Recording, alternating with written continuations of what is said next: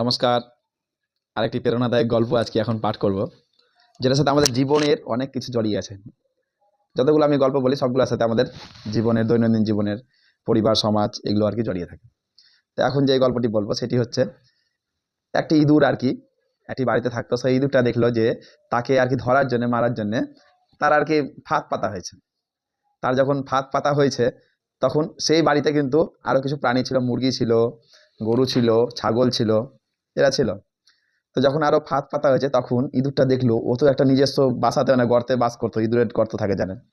তো যখন আর কি দেখলো ফাঁদ পাতা হয়েছে, তখন সে সাহায্যের জন্য মুরগির কাছে গেল। বললো, মুরগি ভাই চলো, আমরা যে ফাঁদটা পেতেছে সেই ফাঁদটাকে নষ্ট করি। কারণ ইঁদুর বুঝতে পেরেছে যদি সেই ফাঁদ ইঁদুর নষ্ট না করে তবে কিন্তু সে কিন্তু ধরা পড়বে এবং এতে ইঁদুরের জীবন আর কি বিপন্ন হতে পারে। তো এই ভেবে ইঁদুর কিন্তু সেই মুরগির কাছে গেল, কিন্তু মুরগি বলল যে না, ওই ফাঁদ আমার কোনো ক্ষতি করতে পারবে না, অতএব আমি ওই ফাঁদ নষ্ট করার জন্য আমি যাব না, ওটা তোমার ব্যাপার, তুমি দেখে নাও। এবার ইঁদুর বাধ্য হয়ে তখন মনের দুঃখে ইঁদুর মানে মুরগি সহযোগিতা করলো না। তখন ইঁদুর তখন ছাগলের কাছে গেল। ছাগলের কাছে গিয়ে বললো, ছাগল ভাই, ছাগল ভাই চলো, আমার জন্য ফাঁদ পাতা হয়েছে, ওই ফাঁদটা নষ্ট করি, নাহলে তো আমি ধরা পড়ে যাবো। তখন ছাগল বলল, "হর, ওই ফাঁদ আমি যেরকম বড় পানি, ওই ফাঁদ আমার কি করবে, আমি ওইখানে ধরা পড়বো না কোনো সময়, তুমি দাও, দেখো তোমারটা।" তখন ইঁদুর মনে দুঃখে কষ্টে নিরুপায় হয়ে গরুর কাছে গেল। গরুর কাছে গিয়ে বলল, গরু ভাই, গরু ভাই চলো, আমার জন্য যে ফাঁদটা পেতেছে সেই ফাঁদটা আমি নষ্ট করি।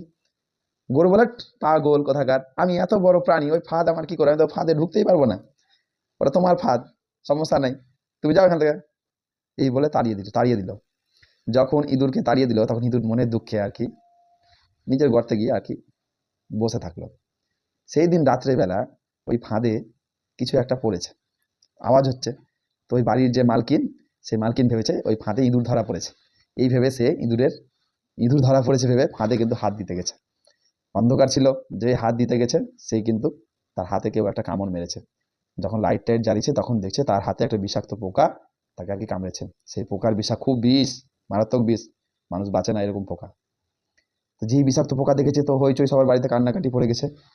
তা সেই তখন সাথে সাথে ডাক্তার ডাকা হলো। ডাক্তার আসলো, ডাক্তার এসে তো চিকিৎসা করলো। হ্যাঁ, অনেক চেষ্টা করছে। তখন ডাক্তার পরামর্শ দিল যে এই রোগীকে এখন মুরগির স্যুপ খাওয়াতে হবে। যেই না বলেছে মুরগির স্যুপ খাওয়াতে হবে, বাড়িতে ছিল মুরগি, তখন বাড়ির মালিক তখন সেই মুরগিকে সাথে সাথে কেটে তাকে স্যুপ বানিয়ে পেশেন্টকে দেওয়া হলো। পেশেন্ট কিন্তু ধীরে ধীরে যে খুব খারাপের পথে যাচ্ছে। এ যখন খারাপ হয়ে যাচ্ছে, সকাল গেল, দুদিন গেল, পেশেন্ট ঠিক আছে, কিন্তু তার শরীরে স্কিনের এমন সমস্যা যে পেশেন্ট আর কি বাঁচা খুব দুষ্কর ব্যাপার। তারপরে বাড়িতে অনেক লোকজন, আত্মীয় স্বজন এই খবর শুনে আসলো, এবং যখন লোকজন খুব চলে আসলো তখন বাড়ির মালিক কি করবে, বলছে এত লোকজন আসছে, আত্মীয় স্বজন আসছে, শ্বশুর বাড়ির লোক আসছে, তাহলে এদেরকে আর কি খাওয়াবো। তখন বাড়িতে যে ছাগলটা ছিল সেই ছাগলটাকে কেটে আর কি খাইয়ে দিল। ছাগলটাও মরলো, মুরগিটাও মরলো। এবার তো পেশেন্টের অবস্থা খুব খারাপ, পয়সা সব শেষ, এবার আরো অনেক টাকার দরকার চিকিৎসার জন্য। তখন কি করবে, তখন বাড়িতে যে গরুটা ছিল সেই গরুটাকেও বিক্রি করে দিল। গরুটা বিক্রি করলো এবং টাকা পয়সা পেলো, এবং সেই বাড়ির মালকিন আর কি চিকিৎসার ফলে সুস্থ হলো। ইঁদুরটা কিন্তু তার গর্ত থেকে সমস্ত কিছু সে খেয়াল করছিল, যে আজকে একটা সামান্য ফাঁদ, সেই ফাঁদটা আর কেউ নষ্ট করতে আসলো না, আজকে দেখো সবারই প্রাণ গেল। হ্যাঁ, সবকিছুই গেল। তো সে নিজের গর্ত থেকে আর কি মুখ বের করে সব দেখছিল, পর্যবেক্ষণ করছিল, এবং সে মনে খুব কষ্ট পেয়েছিল। তো আমরা আমাদের মানুষ্য জীবনে আমাদের শারীরিক কোনো সমস্যা হোক, পারিবারিক হোক, ছোটতে যদি আমরা সেটাকে দমন করি কিংবা ছোটতে যদি সমাধান করে দিই, যে কোনো এনি টাইম যে কোনো সমস্যা হোক না কেন, শারীরিক হতে পারে, মানসিক হতে পারে, পারিবারিক হতে পারে, কাজে কর্মে হতে পারে, ছোটতে যদি এটার আপনি সমাধান না করেন না, এটা একদম বিশাল বড় আকার ধারণ করে নেবে। আর যখন বড় আকার ধারণ করে তখন সবাই আর কি ভোক্তাভোগী হবে তার জন্য, একজন মানুষ না।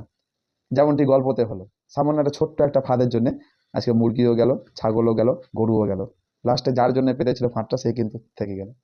তো ছোটতে যদি আমরা সমাধান করে নিতে পারি, যদি ফাঁদটা না পারতো তাহলে হয়তো বিষাক্ত পোকাটাও পড়তো না।